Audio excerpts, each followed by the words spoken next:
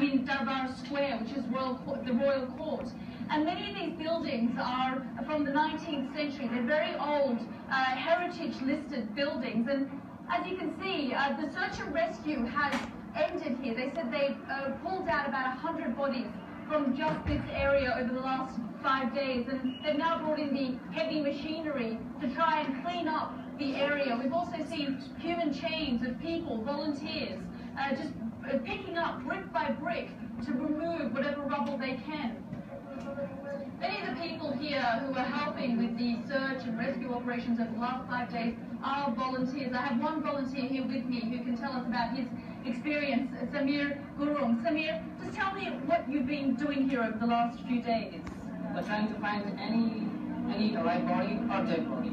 Just cleaning this mess to get those type of bodies. And as far as possible, we have to clean this area as soon as possible and rebuild this because it is a World Heritage area. But is it possible to rebuild some of these buildings? It's been stopping there, but the first two answers were covered within the first minute or so of the video, so we're going to stop that there. At this time, can you please go ahead, once you're finished writing your answers down, in the 30 seconds or so, finish your answers, we're going to pass those to the front. So go ahead, pass your paper up front with your answers on it. Go ahead and keep the text on your desk. Go ahead and keep the handout on your desk. Pass forward your answers, okay?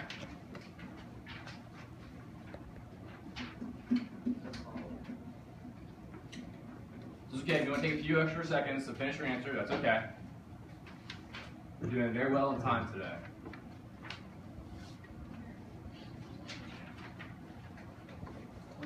Thank you.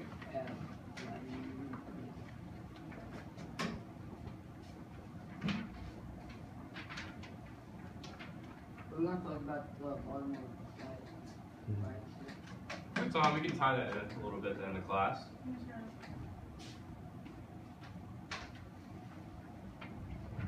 Yes. Thank you.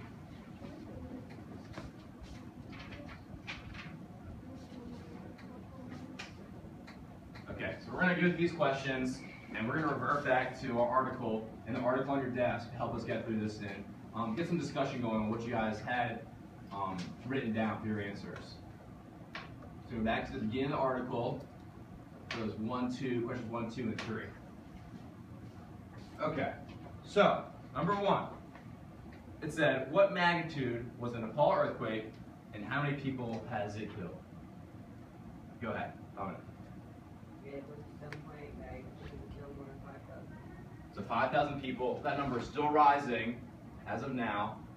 And it was 7.8 on the what scale? What scale is that called? Raise your hands. Sam. So it's a 7.8 magnitude, and it's a scale. Ava? Richter scale. Okay, good. Number 2. Why are people leaving the Kathmandu area? What problems are they facing trying to leave? Okay, so for this, I want you to share answers that you have within the text, but if you have anything else that you might think they had problems with, or why they're trying to leave, you go ahead and tell me. Because there's other problems outside of this text. So you can do both. So Josh, give me one reason why they're leaving the Kathmandu area. Because they were from fear and aftershock. Fear of aftershock. Okay, so what is an aftershock? After something happens, they're kind of. So after something happens? So the word after, it occurs later. Ava? They were scared from the earthquake.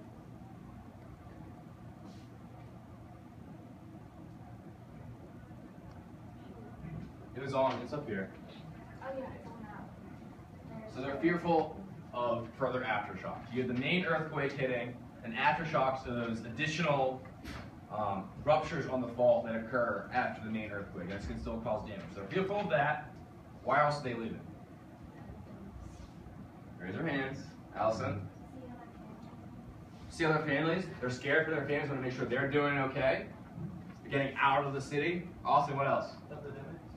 Epidemics. So you have disease running rampant. Dirty water pipes are becoming loose, busted, so you have disease spreading. Try to get away from that. Josh, what else? Not enough space on buses. Okay, so you're getting to the problems. So they're leaving on the buses. So Josh answered one of them to the next. What problems are they facing trying to leave? Trying to get on the buses, not enough buses. What other problems are these victims facing trying to leave these areas? What else? What problems are they encountering? Or hardships or challenges are they experiencing trying to leave?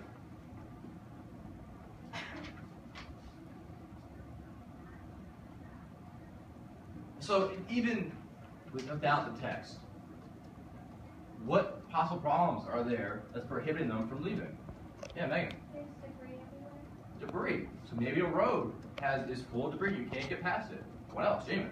Too many people trying to leave. Good. Too many people leaving. Imagine if we were evacuated from the Ocean City, Berlin area for a hurricane.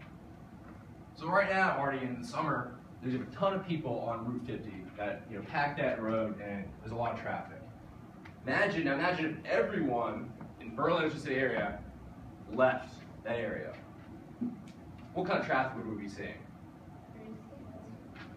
Now, add on top of that, imagine an earthquake had just happened. What's all over the streets? Are a lot of people going to be able to leave? Is it going to be difficult?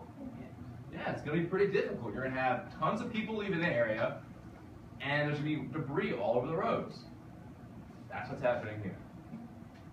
Debris on the roads. People are trying to leave because there's epidemics, but there's rubble, and they're trying to see their families, but all of these challenges are getting in the way. So, rubble in the way, and just everyone is trying to get out. There was one more thing that was from the article. Let's see if anyone caught on to it. It's about space. Well, there's not enough space where? Raise our hands. Not enough space in what? Ava?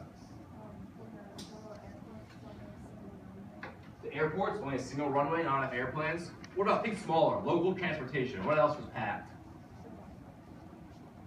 Alex? The roads are packed. And what were they driving on the roads to get out of the city and out of the towns? Cars. What else? What do you take to school every day? Bus. So the public transportation, the buses weren't there's not enough space, not enough buses to get out of the cities. Okay, good. Number 3. How much money is in the UN? How much money is the UN trying to raise in the next few months to provide relief for the Nepal victims? Before we answer the question, who knows what the UN is? So it says it right there in parentheses. It's the Austin? United Nations. United Nations. I want someone to raise their hand and tell me what they think the United Nations is. Or if they know, go ahead and share it with the class. So what is the United Nations? Who it is, who's a part of it, anything you know in the UN. Jamie. It's like a bunch of countries that come together and don't fight and try to keep peace. Okay, they're trying to keep the peace. A coalition of countries. Do we know any countries that are part of the UN? Yes. John? England. England, so Great Britain, or members of the United Kingdom. Who else? Hannah? United States, yes. Anyone else? Is it just 2? No? Megan? So a lot of countries. Awesome. Europe. Most of Europe, you have like Canada, Australia, the United States. These countries are helping out. And what they try to do is provide relief and support and peacekeeping, peacekeeping agenda for the world. So they're kind of like, they're helping out other countries when they have earthquakes, tsunamis, hurricanes. So that's the humanitarian, like the aid aspect, the United Nations. Does anyone know what the equivalent group for the military is? So the United Nations and the same countries, most of which are part of a different group, but for the military. Do we know what that's called? Oh. It begins with an N. So again, you might not have learned it in class, so I'm going to teach you now. So we have the UN members for humanitarian aspect. The military side, they're called NATO. So it's the same countries. It's the North Atlantic Treaty Organization. So after World War I, President Woodrow Wilson proposed a group, a coalition alliance is called the League of Nations. The United States did not join this group. It was a league to protect, ensure peace, members of Europe. The U.S. did not join it. The League of Nations failed as Hitler ended up controlling a majority of Europe during World War II. Post-World War II, we created a different organization, a strong organization that included the United States, called NATO, North Atlantic Treaty Organization. So that's the military aspect. The humanitarian aspect is the United Nations. The United Nations is coming in to give support to Nepal. How much money are they trying to raise the next 3 months to support Nepal? Ava? $415 million. How many euros, equivalently? 270 million. Okay, second part of the question is, how many foreign trekkers have been airlifted out? Before we answer that question, who wants to share with us what a trekker is? So not a truck driver, not a trucker, a trekker. Josh? Isn't it like someone in a helicopter who has a rope or helicopter? They might use that to get to the area they're going, to get there initially. Once they get there, what are they doing? Scott, do you know? So a trekker, what do you think a trekker in a foreign country is doing? When you're trekking, you're what? You're walking, right? So where do you think they're walking? What are they doing in these foreign countries? Mountain climbing? Megan? Let's just say Rescuers? All right, Scott's right. You're mountain climbing, you're visiting the area. So you're walking around touring that country. So they're touring Nepal. That's why it says they're foreign trekkers. They're from different areas. They're outside Nepal. They're just visiting for the environment, the landscape. They're trying to explore, possibly climb mountains. So they were airlifted out. How many, what's